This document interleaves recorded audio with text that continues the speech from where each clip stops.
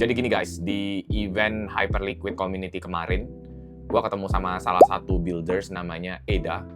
Dan dia ini lagi ngembangin project yang namanya Q-Labs. Dia ngembangin ini bareng sama Tony G.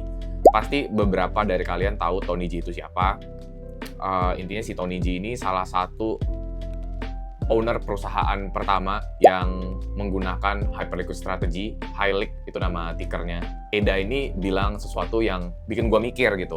Dia bilang quantum computing ini bisa jadi ancaman di masa depan. Akhirnya kita tukeran kontak dan dia kasih gua white paper dari Q-Labs ini yang isinya tentang quantum safe token. Setelah gua baca white papernya dan gua pelajari, menurut gua hal ini perlu kita pelajari sih. Jadi di video ini gua bakal bahas apa itu quantum computing dan bahayanya buat kripto. Dan tentu aja gue bakal bahas gimana caranya si Q-Labs ini nyiapin quantum safe token buat ngatasin ini semua. Oh iya, kalau misalkan kalian penasaran gimana caranya gue dapetin info terupdate alpha komunitas mentor di kripto yang oke, itu semua gue dapetin dari event kripto. Dan November ini ada salah satu event kripto terbesar di Indonesia namanya Web3 Week Asia. Jadi kalau misalkan kalian mau dapetin itu semua langsung dari para praktisi, kalian wajib ikut eventnya. Kebetulan gue juga punya promo code yang bisa kalian pakai. Jadi kalau misalnya kalian pakai kode ini, kalian bisa dapetin diskon untuk tiket masuknya. Jadi sampai ketemu di Web3 Week Asia ya. Memang di dunia kripto, terutama di Twitter, gue lihat banyak yang ngomongin narasi baru, meme coin, airdrop. Tapi jarang banget ada yang bahas tentang quantum threads ini. Padahal faktanya sistem blockchain itu kan berdiri di atas kriptografi dan quantum computer ini bisa ngebobol sistem kriptografi ribuan kali lebih cepat daripada komputer biasa. Artinya kalau teknologi quantum computing ini nanti udah cukup siap, private key kalian tuh bisa dibobol melalui public key yang udah ada di blockchain.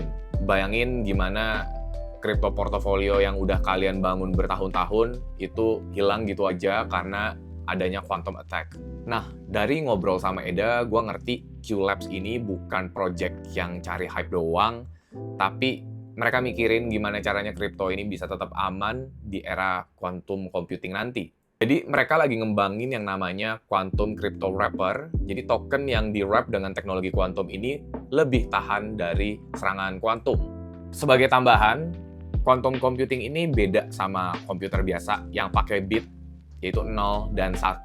Tapi quantum computing ini pakai namanya qubit. Jadi dia pakai keduanya secara sekaligus. Efeknya, quantum computer ini bisa nyelesain perhitungan rumit jauh lebih cepat. Masalahnya, algoritma kayak Shor's algorithm, contohnya, dia bisa nge-reverse public key jadi private key. Artinya, semua keamanan di kripto bisa jadi bahaya. Menurut Deloitte, 10-15 tahun ke depan, quantum computing itu bisa ngancurin sistem kriptografi publik kayak RSA dan ECDSA. Cointelegraph juga bilang Bitcoin developer udah mulai riset buat migrasi ke sistem yang lebih tahan kuantum lewat proposal baru yang disebut Post-Migration Quantum BIP. Bahkan negara kayak El Salvador aja udah mulai pecah walletnya jadi beberapa wallet untuk ngurangin resiko bobolnya private key. Kita balik lagi ke Q-Labs yang lagi ngembangin quantum crypto wrapper. Ya, semoga dengan adanya ini, adopsinya itu bisa lebih cepat karena dia nggak bikin blockchain baru. Cukup token yang udah ada itu di-wrap dengan teknologi Q-Safe token ini. Jadi, adopsinya itu jauh lebih cepat. Nggak perlu dia bikin chain sendiri. Dengan chain yang udah ada, misalkan kayak Ethereum, Hyperliquid, Bitcoin, semua tokennya itu bisa di-wrap dengan quantum safe token. Jadi, coba deh mulai baca-baca tentang quantum computing, walaupun kayaknya masih lama, 10-15 tahun ke depan, tapi kita nggak ada yang tahu kecepatan dari teknologi itu seperti apa nantinya. Jadi, nggak ada salahnya kita belajar tentang quantum computing dan produk turunannya kayak Q-Safe token ini contohnya. Dan amit-amit kalau misalkan ini sampai kejadian, kita udah tahu dan kita udah punya tools buat ngatasinnya. Sesimpel kayak baca white papernya dari si Q-Labs ini, nanti gua taruh di deskripsi biar kalian bisa belajar dan baca. Siapa tahu kalian mau pakai produknya juga. Dan kalau misalkan kalian ada pendapat lain, boleh dong share di kolom komentar. Teknologi ini benar-benar ibaratnya kayak pisau, bisa dipakai buat masak, buat hal-hal yang baik gitu ya. Tapi bisa juga dipakai buat hal-hal jahat, buat nyerang, kayak quantum computing ini contohnya. Dia bisa bawa revolusi AI dan data, tapi dia juga bisa ngancurin pondasi kripto yang kita punya sekarang kalau kita nggak siapin sistem yang baru.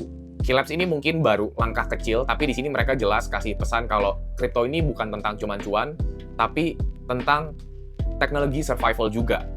Dan thanks buat kalian yang udah nonton, jangan lupa subscribe dan nyalain lonceng notifikasi biar kalau ada video baru, kalian nggak ketinggalan. Sampai jumpa di video selanjutnya. Bye-bye!